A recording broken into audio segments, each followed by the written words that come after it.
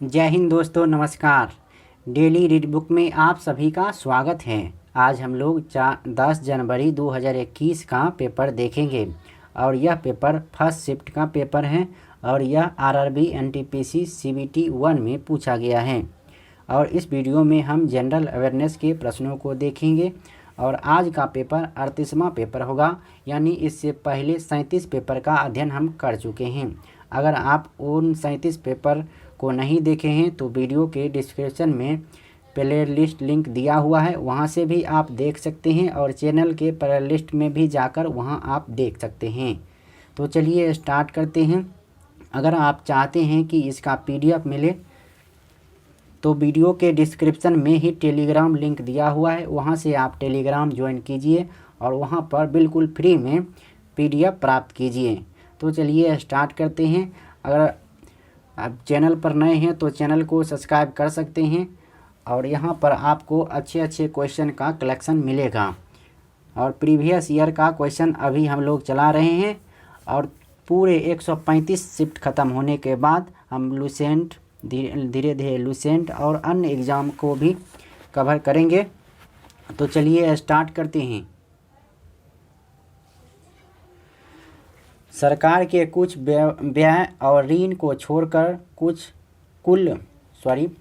सरकार के कुल व्यय और ऋण को छोड़कर कुल प्राप्तियों के बीच अंतर को डैश कहा जाता है। तो इसका आंसर होगा राजकोषीय घाटा।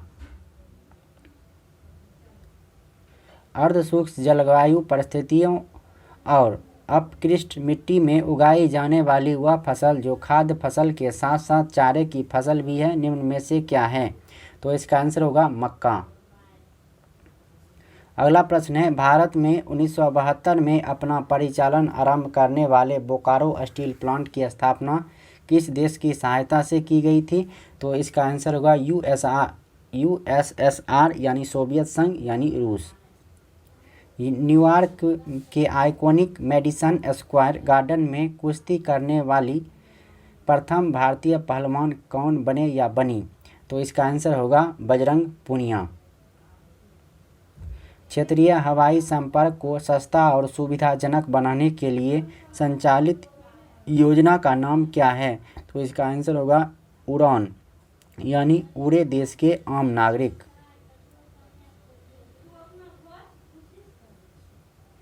नीति आयोग के पहले अध्यक्ष कौन थे? तो इसका आंसर होगा Narendra Modi. International atomic energy agency का सृजन किस वर्ष किया गया था? तो इसका आंसर होगा 1957 ईस्वी में। निम्नलिखित में से किसने संथाल विद्रोह और 1857 के विद्रोह के दौरान अंग्रेजों की सहायता की थी? तो इसका आंसर होगा महाराजा मेहताब चंद। अंतरिक्ष अनुसंधान के लिए भारतीय राष्ट्रीय समिति का गठन कब किया गया था? तो इसका आंसर होगा 1962 ईस्वी में। समान डेटा प्रकार के संलग्न डेटा के एक सेट को क्या कहा जाता है? तो इसका आंसर होगा एरे।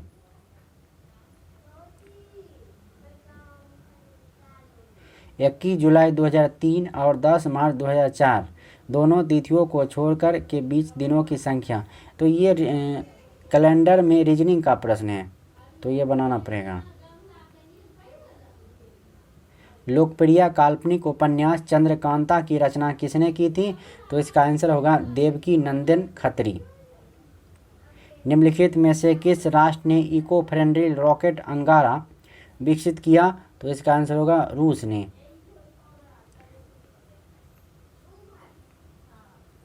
नवंबर 1944 में सांप्रदायिक समस्याओं पर गांधी जिन्ना चर्चा विफल होने के बाद एक न्यायिक ढांचे में सांप्रदायिक समस्या की जांच करने के लिए गैर पक्षीय सम्मेलन की अस्थायी समिति द्वारा कौन सी समिति नियुक्त की गई थी?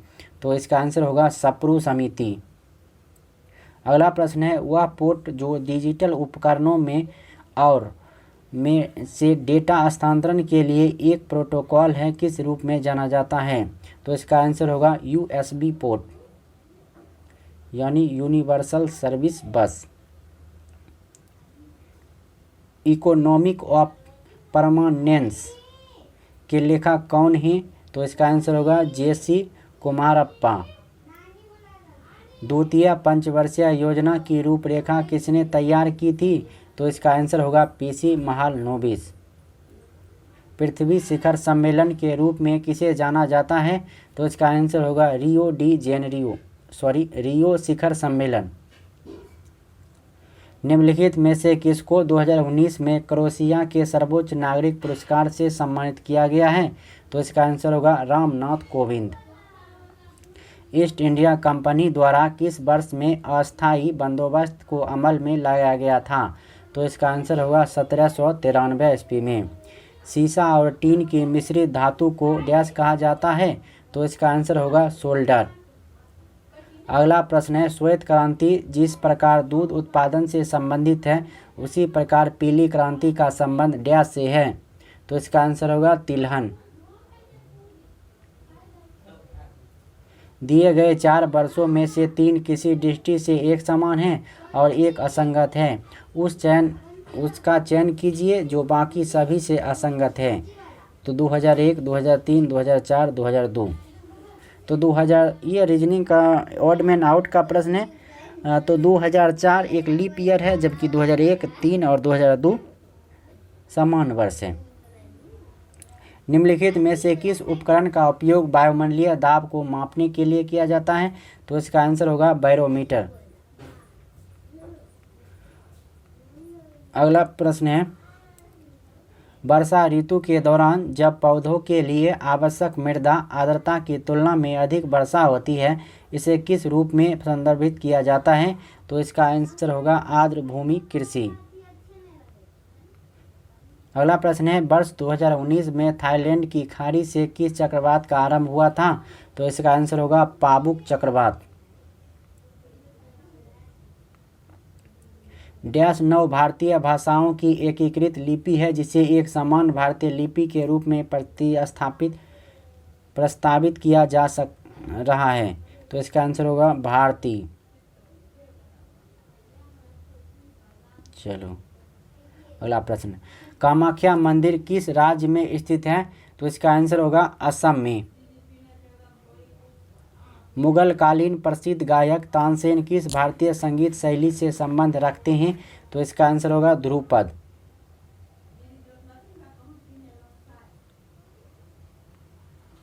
क्लब ऑफ रोम के द्वारा द लिमिट्स टू ग्रोथ का प्रकाशन कब किया गया था?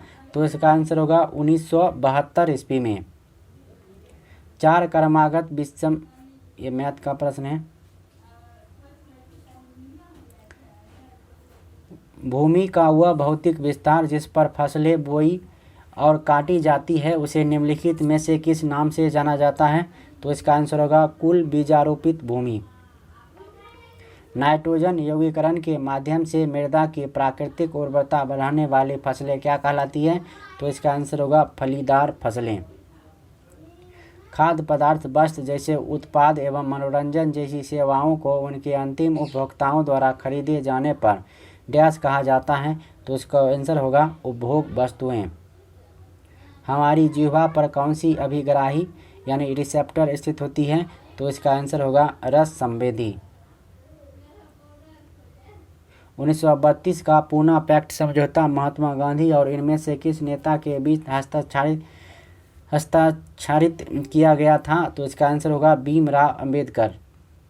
और कहाँ किया गया था? तो पुणे के यरवदा जेल में।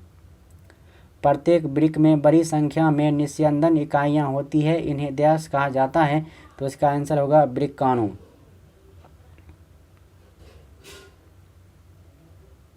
पेशी कोशिकाओं में ऑक्सीजन की कमी होने पर पायरुवेट विभाजित होकर डैश में परिवर्तित हो जाता है? तो इसका आंसर होगा लैक्टिक एसिड और ऊर्जा में।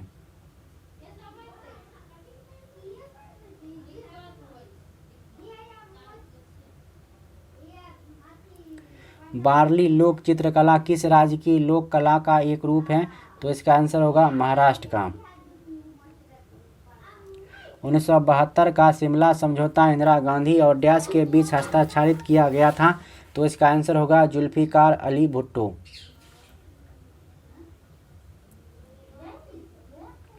मानव शरीर की सबसे बड़ी धमनी कौन सी है?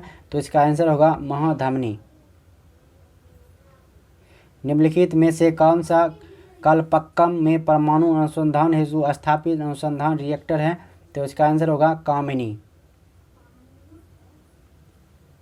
नीचे दिए गए 4 में से 3 राज्य में भूजल का उपयोग अत्यधिक है। निम्नलिखित में से कौन सा राज्य है जहां भूजल का उपयोग अन्य तीनों राज्यों के सापेक्ष अधिक नहीं है? तो इसका आंसर होगा ओडिशा। किसी वस्तु या सेवा के मूल्य पर सरकार द्वारा लगाई गई ऊपरी सीमा को डैश कहा जाता है? तो इसका आंसर होगा अंतिम सीमा मूल्य।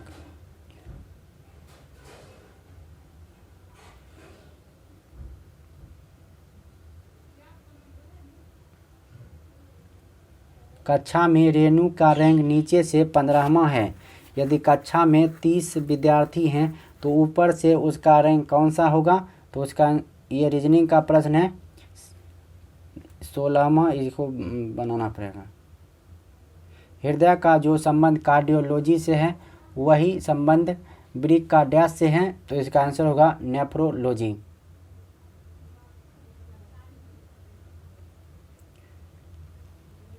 चांदी, सोना, पीतल, एल्यूमिनियम। तो इसका आंसर होगा पीतल। पीतल एक मिश्र धातु है जबकि चांदी, सोना, एल्यूमिनियम एक धातु है।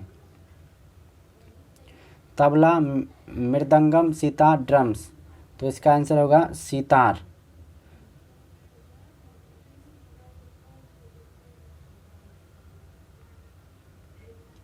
तो इस वीडियो में इतना ही। अब नेक्स्ट वीडियो में फिर नेक्स्ट पेपर के साथ मुलाकात होगी। तब तक के लिए नमस्कार। वीडियो कैसा लगा नीचे कमेंट बॉक्स में लिखिए। अच्छा लगा तो अच्छा लिखिए, ख़राब लगा तो ख़राब लिखिए। अच्छा लगा तो लाइक कीजिए, अच्छा नहीं लगा तो डिसलाइक कीजिए।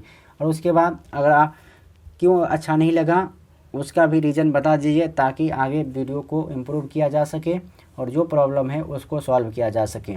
तो मिलते हैं फिर नेक्स्ट पेपर में। तब तक आप पढ़िए, बढ़िए और अच्छी तरह से तैयारी करते रहिए।